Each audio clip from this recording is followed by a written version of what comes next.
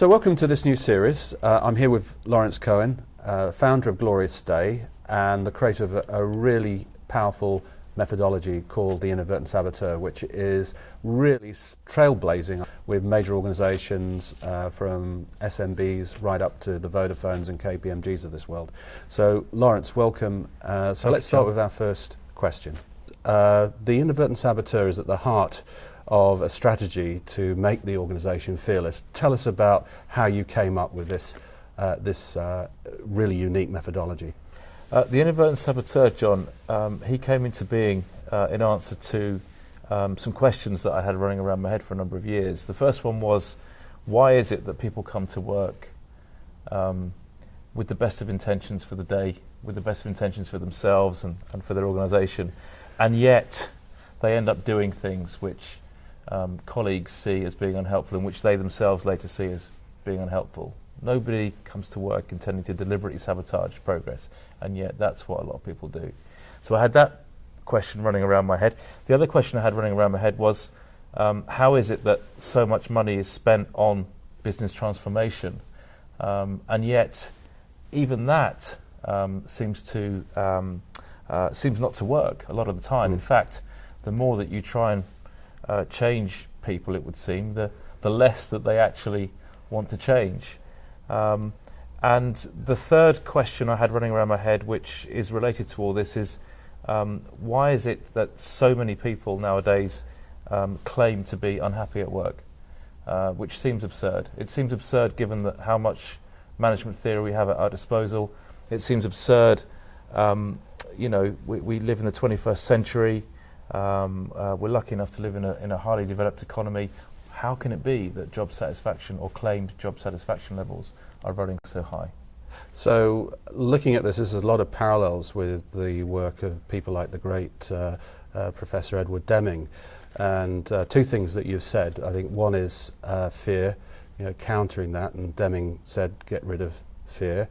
And he also talked about joy of work. But when you look at the strategies, they're normally very long, very large-scale change programs.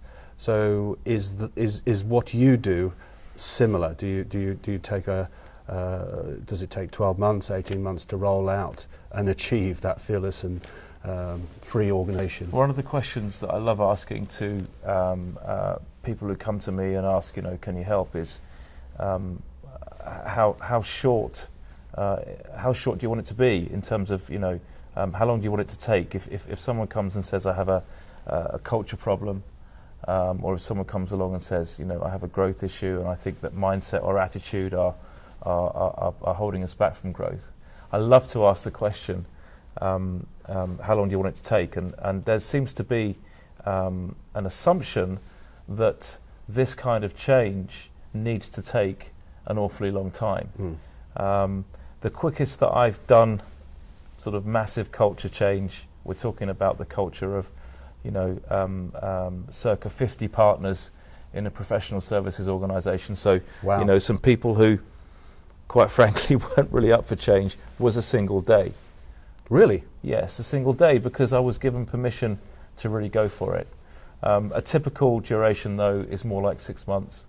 A day's intervention from me per month for 6 months is normally enough to guarantee a significant amount of performance change from the individuals concerned, the leaders concerned, which very quickly results in improved marketplace performance.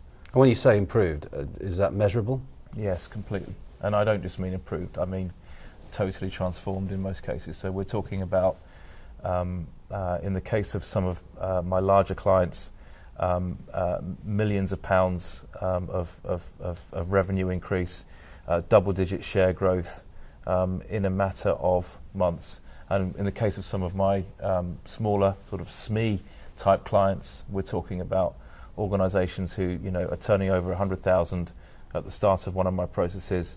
By the end of it, they have an annualized annual turnover of more like 300,000, or they've doubled their customer numbers, or whatever the thing was that they came to me in the first place to ask for help with. Okay, but say I hadn't met you and you've just said you achieved dramatic change with just one day.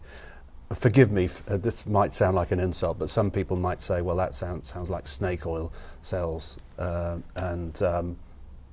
like to understand what is going on in a single day, how this method really works, what powers it. So walk me through that, just the principles of transformation in a day.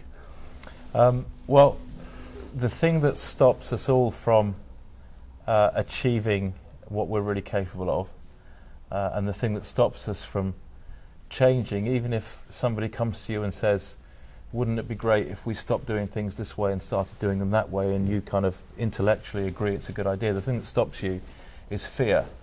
And the reason that there's two reasons why fear is so powerful in this situation, such a powerful force for keeping things as they are.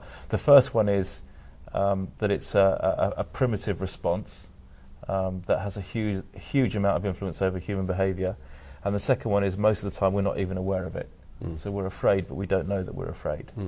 And the inadvertent saboteur methodology has basically taken this understanding that we have of the way that the brain works when you're under pressure, and it triggers this fear reaction, and turned it into a sort of a light-hearted, humorous process, which I call the inadvertent saboteur. And the way that we do this is we create an avatar of your inadvertent saboteur, the character that you have inside you that's holding you back, and we just objectify that. We give it a name, and we start to treat it like it's another individual in the room. Yeah, so what you're doing, you're stopping it being a personal accusation, and you're characterising the traits, the behaviours, yes, in something that's very tangible. Yes, and we arrive at your individual inadvertent saboteur identity using a process which I developed with Parisa Zarniga, who's the neuroscientist that I work very closely with, who's helped me bring totally up to date understanding of how the human brain works, and plug it into this methodology, which, as I say, is a very it doesn't look like a scientific methodology. It just looks like something that's a lot of fun.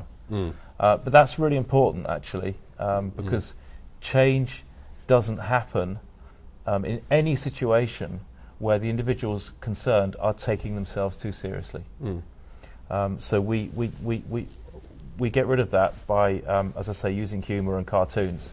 But the actual methodology itself is neuroscientifically very, very sound. So yes, just to recap, we'll take somebody, we'll work out using the neuroscientific process exactly the nature of their self-sabotage.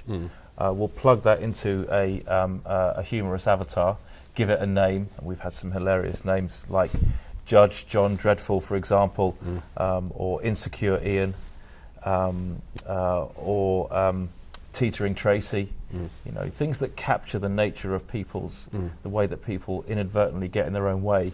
And then we just treat that person as a separate individual. And it's funny, once you extract the inadvertent saboteur from the person, what gets left behind is their better self. What gets left behind is all the things that they wrote down on their CV that got them the job in the first place.